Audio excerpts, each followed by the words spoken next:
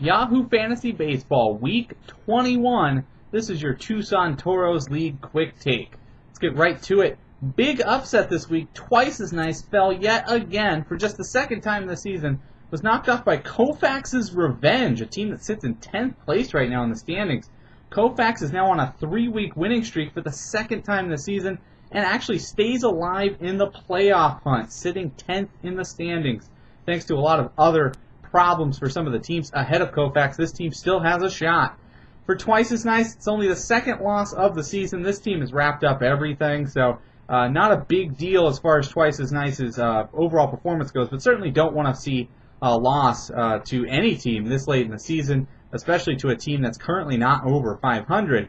For Koufax, swept the offensive categories in a near runaway 5-0. Pitching went 4-0-1 in favor of Twice, though, to keep it interesting. On the offensive side, Koufax had Carlos Gonzalez for 4 homers, 11 RBIs, 8 runs, and a .545 average. Koufax, 6 players managed to hit home runs this week, 5 players had a stolen base, and 3 players hit over 400. For Twice as Nice, the offensive all-star Aubrey Huff had a homer, just one, but had 7 RBIs, 4 runs, and a .304 average. As a team, though, Twice as Nice, just 1 stolen base, and just 3 players managed to hit over 300. Twice as Nice struggled with Buster Posey, who had injury problems and hit 158. Aramis Ramirez hit 167. Carl Crawford also hit 167. And Aaron Hill hit just 200. So definitely struggles at the plate for Twice as Nice. Pitching. The pitching win category was split 6-6. Twice had two pitchers with double-digit Ks. 6 different winners, but ERAs were lackluster for Twice as Nice's staff, minus Jaime Garcia, who had a win, 7 Ks, and a 0 ERA. Koufax, 6 winners. None of those wins came for Roy Halladay, though. Edwin Jackson was the star there. He had a win, 10 Ks, and a 0 ERA. Twice as Nice, though, swept the saves category 6-0 thanks to Houston Street's 2 saves and saves from Ryan Franklin, Brad Lidge, and Matt Capps. The Grassy Knoll knocked off the Metropolitans 8-2. Knoll secures a playoff spot with the victory and ends a 2-week skid, also avenging a Week 6 loss to Mets. For Metropolitans, this team is eliminated from the top 6 playoff contention and failed to clinch a consolation playoff round berth as well. For Knoll, on the offensive side, took 3 out of 5 on offense, swept the pitching, and nearly beat Mets 10-0. Knoll for the offense, Miguel Cabrera, 2 homers, 5 RBIs, 7 runs, 1 stolen base, and a .357 average. For Knoll, 7 players managed to hit 300 or better, but just 1 stolen base as a team yet again. For Metropolitans on the offensive side, only 7 players were used. 4 of those players hit under 200. Pablo Sandoval was the bright spot there. 2 homers, 9 RBIs, 6 runs, and a .41 average. For Knoll in the pitching side of things, 3 pitchers with a 0 ERA. 2 of them were closers, Rafael Soriano and Brian Wilson, who combined for 3 saves. Also, Brett Myers had a huge week. 2 wins, 15 Ks, and a 1.29 ERA. That helped overcome Knoll's unfortunate John Danks outing, who had a 16.62 ERA, and Tommy Hanson, who got rocked with a 10.8 ERA. For Mets, their pitching staff, just 6 pitchers used, no wins or saves at all. Irvin Santana had a 10.13 ERA, and Phil Hughes had an ERA over 12. In other action, Greek Thunder split with the Androids 5-5. Greek splitting now puts that team in a 3-way tie for 3rd. This team did lock up a playoff spot, though, and is the first split of the season for Greek Thunder in any matchup. For Androids, this team now sits 3.5 games out of 12th place after basically surviving a matchup with one of the top teams in the league. Androids on offense took 3 out of 5. Greek took 3 out of 5 in pitching. Most of the battles were really close, though. On the offensive side, Androids had Prince Fielder for 3 homers. Michael Bourne had 4 stolen bases. 4 of the 8 players used on the offensive side hit over 300. Greek used Joey Votto's 3 homers and 7 RBIs to keep it interesting. The rest of the team just 1 homer and 1 stolen base. Greek, Chase Utley, Jorge Cantu, and Ryan Ludwig all hit under 200. Those are 3 stars you really look for good batting averages from. Unfortunately, they did not come through this week. No homers from any of those 3, combined just 3 runs and 4 RBIs. On the pitching side, though, Greek dominated saves, got 3 saves out of Brandon Lyon with a 0 ERA to go with that, and Mariano Rivera chipped in 2 saves and a 0 ERA as well. 7 pitchers for Greek had an ERA of 1.5 or lower. The lone win, though, was Johnny Cueto, who also chipped in 8 Ks. For Androids, the pitching, 2 pitchers with double-digit Ks, both of them won. Joe Blanton was a surprise, 1 win, 12 Ks, and a 1.38 ERA. In other action, AZ Padres split with Derek Lloyd was cheater 4-4-2. The king of the ties tied yet again as AZ Padres locks up a playoff spot and now finds himself in a 3-way tie for third as well. For cheater, hanging on to that 12th place spot. Remember, 12th or better does see postseason action. 7th through 12th get to play in the consolation round, and cheater sits in that final spot by just 1.5 games over Lucky. Cheater took offense 3-1-1, while AZ Padres took pitching 3-1-1. Many of the battles, though, across the board were pretty close. For cheater, 4 players with multiple homers. Victor Martinez had 3 homers and a .417 average. Hanley Ramirez had 2 homers, a 6 RBI performance this week with 8 runs, 4 stolen bases, and a .560 average. The rest of this team managed just 1 stolen base combined. For AZ Padres on the offensive side, 6 players did hit over 300. Andres Torres, one of those. He had 1 homer, but 10 RBIs, 9 runs, and a .346 average. That's fantastic. Adrian Gonzalez chipped in 2 homers, 7 RBIs, and a .348 average as well. For cheater on the pitching side, double-digit Ks from 3 different pitchers, including Cole Hamels with a win and 14 Ks. Jair Jurgens and Matt Gurrier, though, had ERAs over 10. And for AZ Padres, 2 pitchers with double-digit Ks, 4 pitchers with ERAs of 0. In other actions, Jimmy Dugan absolutely blows out Hunt 1981. 8-1-1 is the final there. Dugan locks up a playoff spot and also finds himself in that 3-way tie for third, avenging a Week 6 loss to Hunt. For Hunt, this team has now lost 4 straight while still trying to get that 6th place spot in the standings.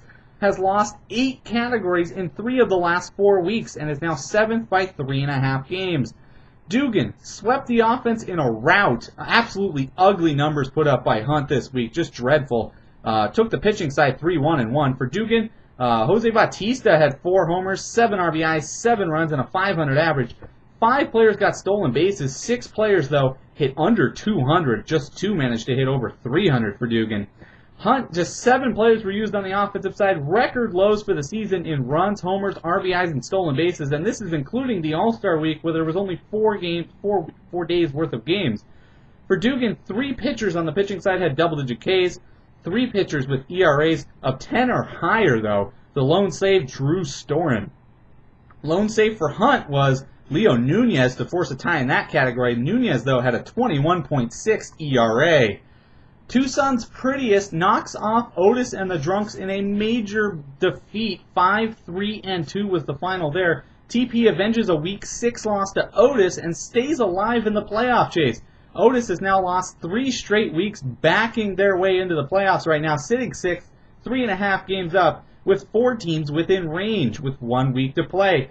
For Tucson's Prettiest, 4 out of 5 on the offensive side. Otis did take pitching, though, 3-1-1. Most of the battles were pretty close, as this was a very competitive matchup. Tucson's Prettiest, 6 players hit homers. Stephen Drew with 4 home runs and 9 RBIs to go with 10 runs and a .500 average. Mark Reynolds, Vladimir Guerrero, and Adam LaRoche each had 2 homers as well. Otis on the offensive side, 7 players hit homers. Juan Uribe had 2 homers this week. Rajai Davis had 3 stolen bases and a .421 average, so the rest of the team managed just 2 stolen bases. Both of those came from Brett Gardner.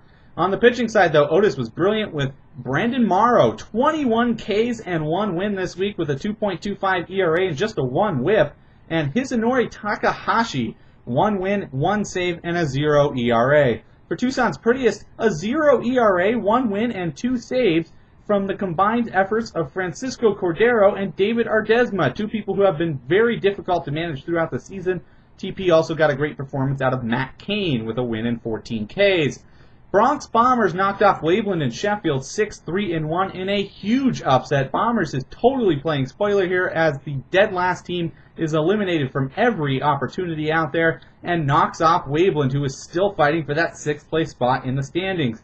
This ends a 12-week losing streak for Bombers for the team's 3rd win of the season.